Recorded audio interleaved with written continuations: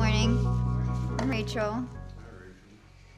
Okay, so growing up, I allowed myself to identify with the feelings that I had inside of me. So like my parents were not really around me growing up. I kind of grew up in an apartment with my brother and my sister alone for the most part.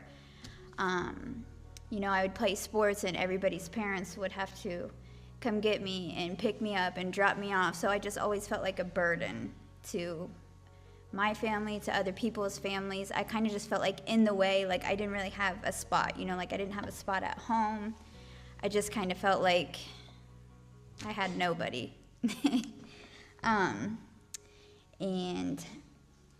Throughout all of that led me into my addiction.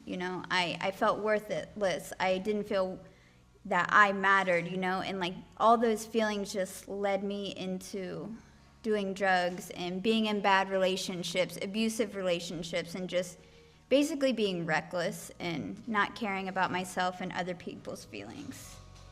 And it wasn't until I got older and started to look at myself and realize that the lens that I see myself in was broken. I allowed myself to feel like I didn't deserve better. I felt like I deserved the bad relationships. I deserved the way that I felt about myself for not having family around me. And, all those things just resulted in chaos and eventually just led me to prison. I didn't value myself, so I couldn't value other people. And I hurt a lot of people's feelings. I stole a lot of people's stuff. I just didn't like the person that I was. And it wasn't until I got arrested. So I've been sober for 10 years and 9 months and 9 days.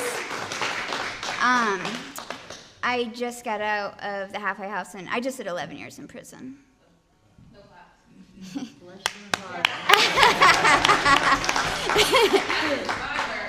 It saved my life. I'm a stubborn person. If I wouldn't have got that long in prison, I would have been dead, and I wouldn't have made it. And I was at the end of my rope. I couldn't take it anymore. The week before I got arrested, I wasn't a religious person. I had no spiritual basis or foundation or anything. And I started praying. I started talking to God, which I hear a lot of people do, which every time I hear it, I love it. But a week later, I got arrested, and I was praying, and I said, God, if you don't want me to die, or if you don't want me to kill myself, you're going to have to do something.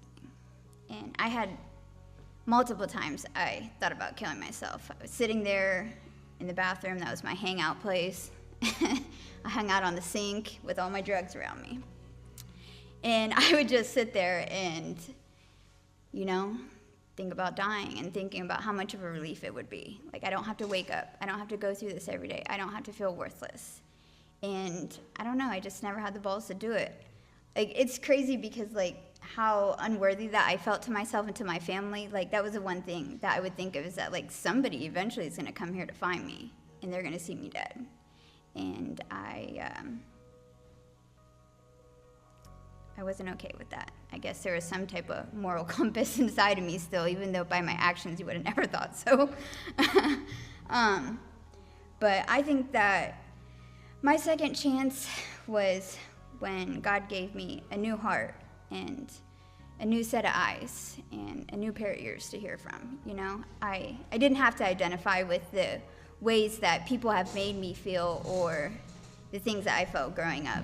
I was finally able to see myself for who I was, and that I did deserve better. And it wasn't until I came in a relationship with God that I found out who I was and I was. And I'm a child of God, and I didn't know that. That's right. And even when after I got arrested, when I was in the county jail, it was crazy because people kept talking to God about me. I hadn't told anybody about me praying before I got arrested or anything. And it just felt like God just kept reaching out to me and kept reaching out to me through a whole bunch of random people and strangers I didn't even know, and even an officer that was there. It was crazy because like she happened to know my brother, and I didn't realize it, but when I was talking to her and like telling her all the things that I wanted to do with my life and stuff, and she's like, you keep talking about yourself in the past tense. You keep talking about yourself like you're gone and like you're not here. She's like, you're still alive. She's like, you still have a life and you still have things that you can do. So that really made an impact on me. And, you know, none of this would have happened if I wouldn't have got arrested and spent the time in jail. And when I got to ORW, I didn't know what was wrong with me still. I was just like, you know, before you actually start to self-reflect and things start to make sense, you're just like, I messed up and I don't know what's wrong with me and I don't know how to make it better.